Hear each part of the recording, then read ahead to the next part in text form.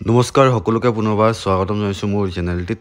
আজি মই চৰকাৰী চাকৰিয়াল তথা পেঞ্চনৰ সম্পৰ্কে এটি গুৰুত্বপূৰ্ণ ইনফৰমেশ্যন লৈ আহিছোঁ। ভিডিঅ'টি আৰম্ভ কৰাৰ আগত সকলোকে এটি ৰিকুৱেষ্ট, আপোনালোকে কাইণ্ডলি মোৰ ভিডিঅ'টি স্কিপ নকৰাকৈ শেষলৈকে চাই থাকিব। অষ্টম পে আয়োগৰ সৈতে আলোচনাত জড়িত হ'বলগীয়া এজন মূল অংশীদাৰ।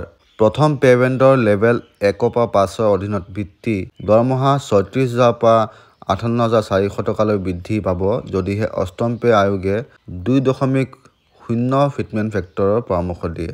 অষ্টম পে আয়োগৰ সৈতে আলোচনাৰ জড়িত হ'বলগীয়া এজন মূল অংশীদাৰে পে বেণ্ড 1ৰ অধীনত ব্ৰেকেট কৰা চৰকাৰৰ কৰ্মচাৰীৰ দৰমহা পুনৰীক্ষণৰ বাবে 2.0 ফিটমেণ্ট ফেক্টৰৰ বাবে ঠেলি দিব পাৰে বুলি এজন জ্যেষ্ঠ ইউনিয়ন নেতাই ইংগিত দিয়ে। NDTVৰ প্ৰফিটৰ সৈতে হোৱা কথা-বতৰাত national council joint consultative machinery staff side leader M ৰাঘৱাই কয় যে আমি আশা কৰিছোঁ যে ন্যূনতম দৰমহা কমেও 36,000 টকালৈ বৃদ্ধি পাব। এই প্ৰক্ৰিয়াৰ অন্যতম মূল অংশীদাৰ NCJCM হৈছে চৰকাৰ আৰু ইয়াৰ কৰ্মচাৰীৰ মাজত হোৱা বিবাদ আলোচনাৰ জৰিয়তে সমাধানৰ এক চৰকাৰী মঞ্চ।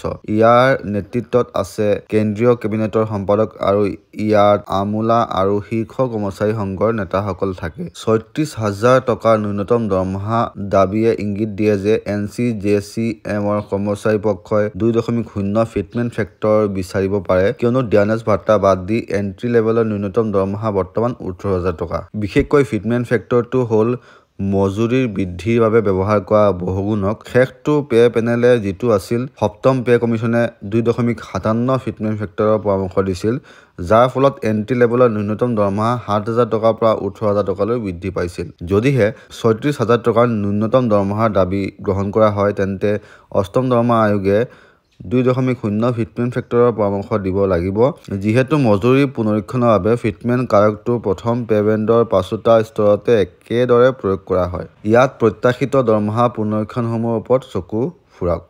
পে বেণ্ড 1 আৰু লেভেল 1ৰ অধীনত এণ্ট্ৰি লেভেল দৰমহা 18,000 টকা।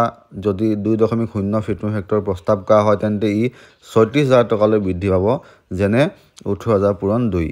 একেটা বেণ্ডতে লেভেল 2ৰ অধীনত এণ্ট্ৰি লেভেল দৰমহা 19,900 টকা। যদি ফিটমেণ্ট ফেক্টৰ 2.0 সংশোধন কৰা হয়, তেন্তে 39,800 টকা, মানে 19,900 পূৰণ 2 লৈ বৃদ্ধি পাব।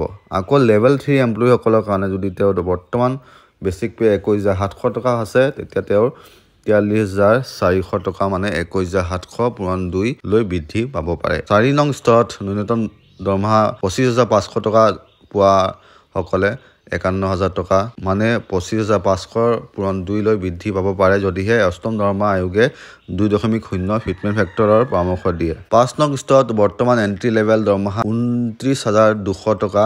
যদিহে ফিটমেণ্ট ফেক্টৰ 2.0 প্ৰয়োগ কৰা হয়, তেন্তে ই 58,400 টকালৈ বৃদ্ধি পাব পাৰে। এয়া আছিল আজি ইনফৰমেশ্যন। আশা কৰিছোঁ আপোনালোকে মোৰ ভিডিঅ'টি চাই উপকৃত হৈছে। লগ পাম আন এটি ভিডিঅ'লৈ, তেতিয়ালৈকে ষ্টে হেল্ডি। Bye bye. জয় অসম, জয় হিন্দ।